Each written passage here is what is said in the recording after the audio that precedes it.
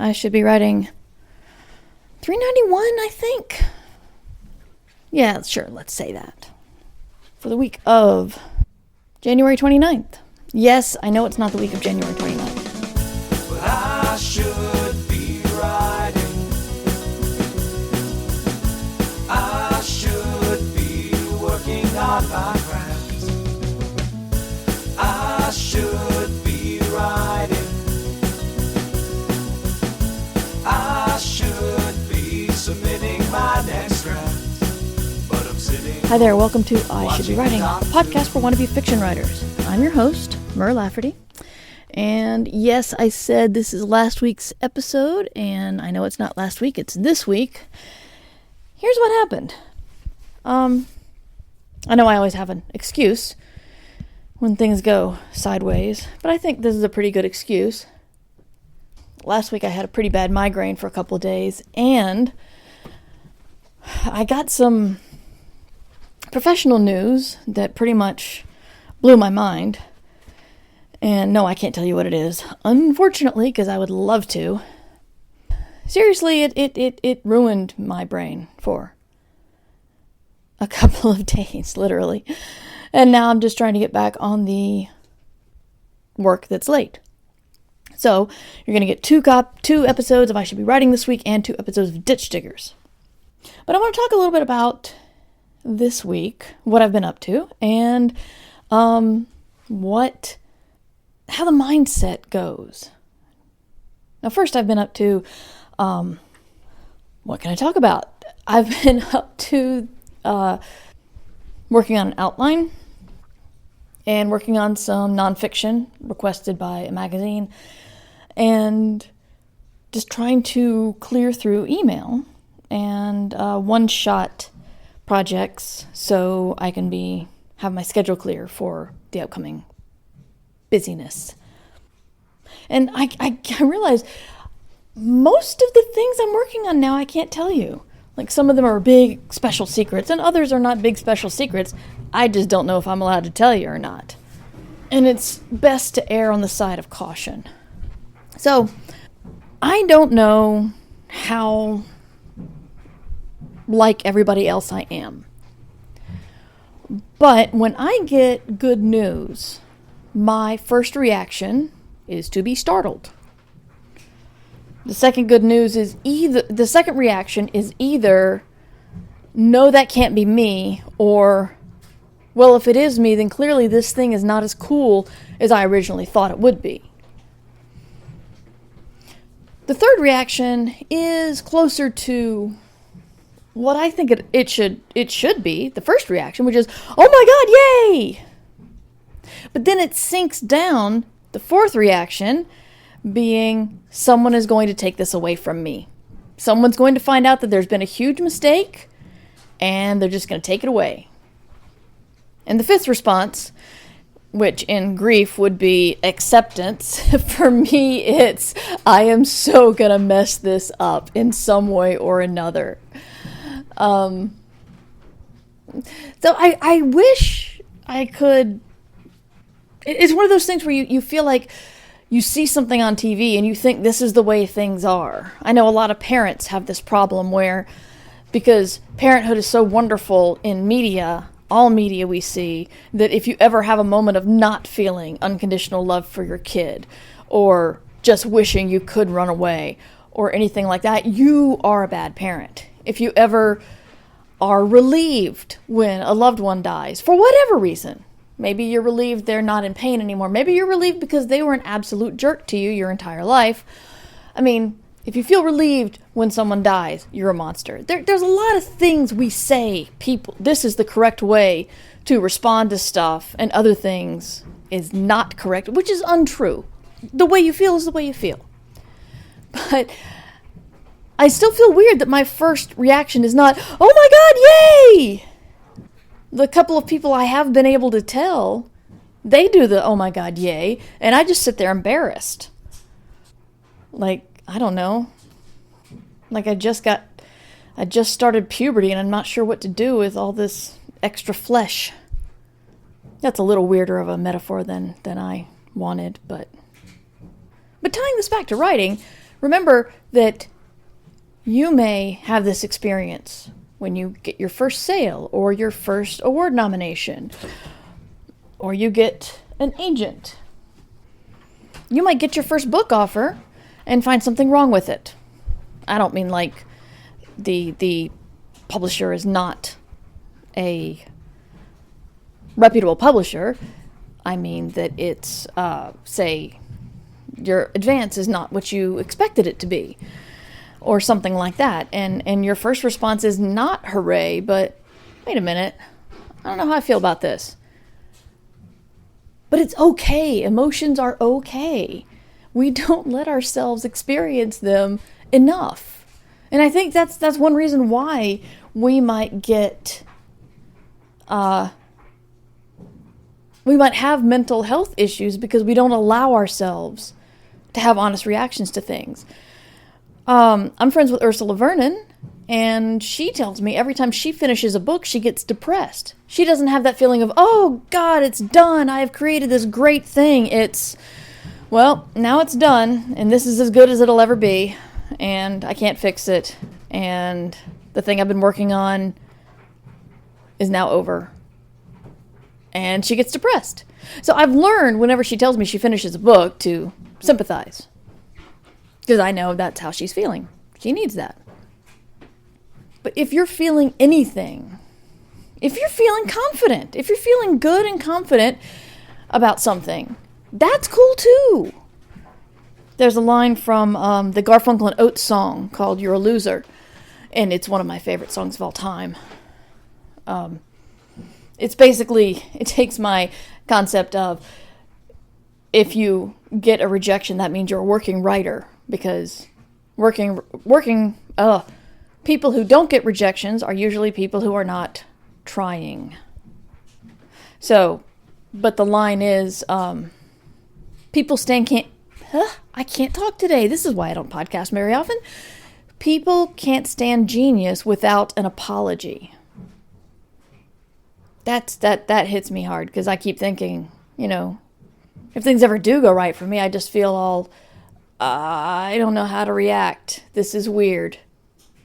Another thing I'm experiencing right now is my brain is creating mental blocks, because I know logically that I can do the work that I have in front of me right now. I have a considerable amount of work to do this spring, and it's going to be hard, but I know I can do it. However, I'm looking at a whole bunch of little things that I need to finish before I can start on the big things, and I'm getting frozen. And I know if I start working on them, these things will take half an hour to an hour. They'll be pretty easy to bang out. It's not going to be a problem. But it's the weight of thinking about it that holds me down. And I know a lot of people let that weight sit on their shoulders and stop them from writing. And believe me, I know that me saying it's okay to write crappy stuff is hard to internalize. Okay, academically, that's right. However, that's really hard to actually do. And I'm supposed to be able to do it with a first draft. It's like, it's first draft, and I can write whatever I want. It doesn't matter. And I still get stuck because I'm supposed to write something good. And that's all just mental blocks. Not even writer's block, just your brain slowing you down.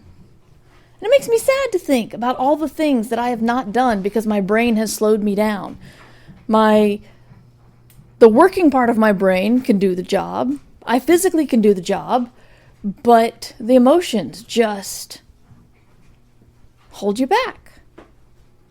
But as Eleanor says on The Good Place, feelings are dumb. But, of course, we discover that feelings are not entirely dumb. Sometimes your feelings let you know things. Sometimes you might not be coping with something as well as you thought.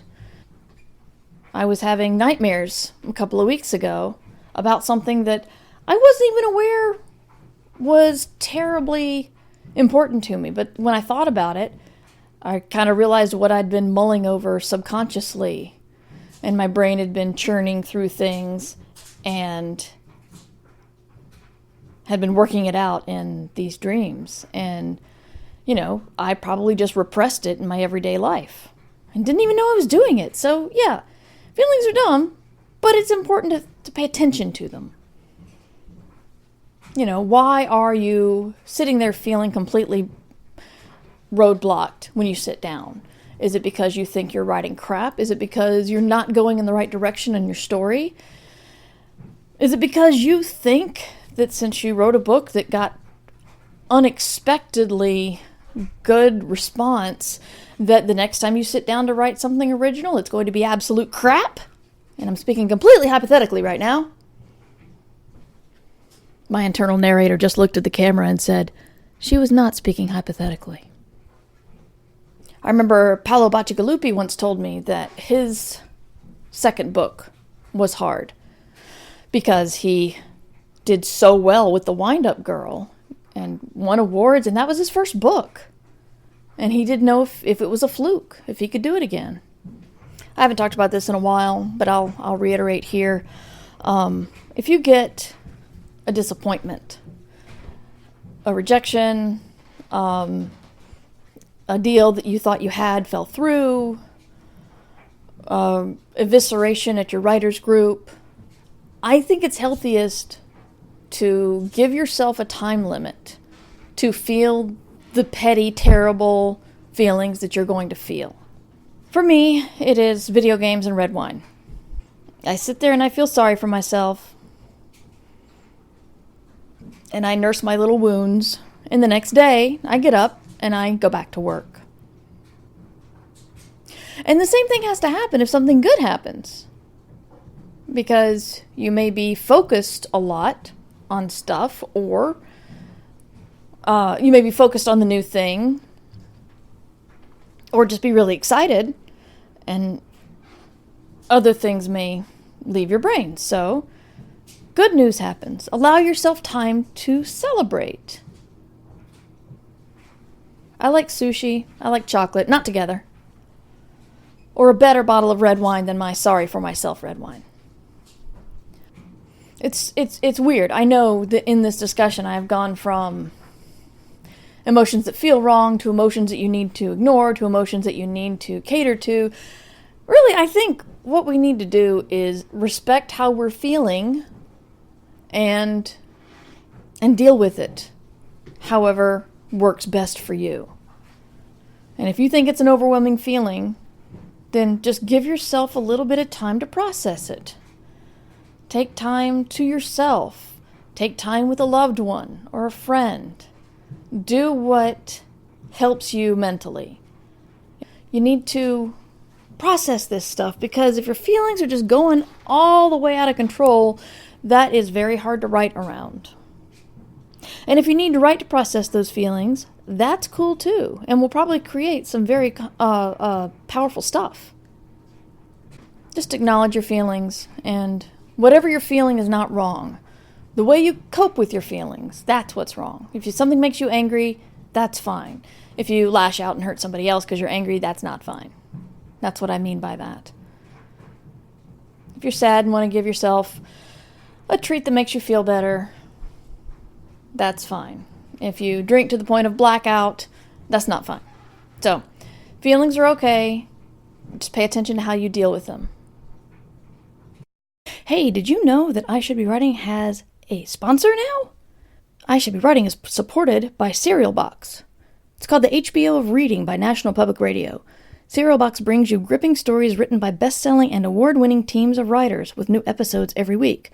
They're the addictive new shows you can read or listen to. The Serial Box app lets you switch from listening to reading with a click. So join the plot with Serial Box. Right now, I Should Be Writing listeners can get 20% off of any first season of a Serial Box series.